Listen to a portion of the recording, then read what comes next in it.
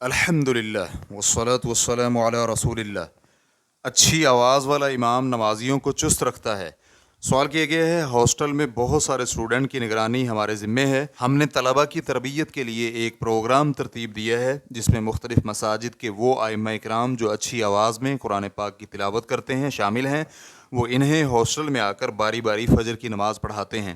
ہم نے یہ کام اس حرص کی بنا پر کیا ہے کہ اس طرح قرآن مجید کی ان پر تاثیر ہو، یہ علم میں رہے کہ ہاسٹل کی مسجد کا مستقل امام اس کام پر متفق ہے۔ اس کے متعلق شرعی حکم کیا ہے؟ الجواب بعون اللہ سبحانہ وتعالی۔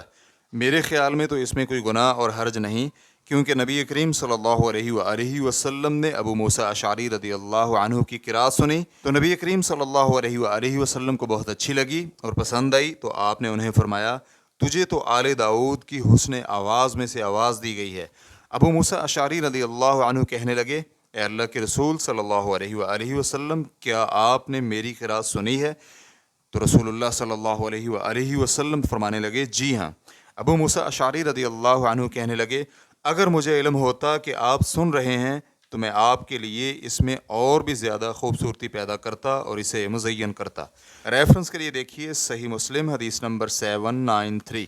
اگر یہ امام حافظ قرآن اور اچھی اور خوبصورت آواز کا مالک ہے اور اس سے ان طلباء کو نشاط اور چستی حاصل ہوتی ہے تو اس میں کوئی حرج نہیں ہے، خاص کر جب مستقل امام اس کی اجازت بھی دے چکا ہے۔ مسجد کے امام کا شکر گزار ہونا چاہیے کہ اس نے مصلحت کو مد نظر رکھتے ہوئے اس کی اجازت دے دی ہے۔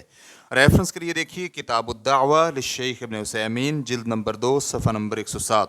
واللہ تعالی اعلم۔ اسلام کیو اے ریکارڈنگز مؤسسۃ الشیخ محمد صالح المنجد، المملکۃ العربیۃ السعودیہ، فتویٰ نمبر 26154۔ والسلام علیکم ورحمۃ اللہ وبرکاتہ۔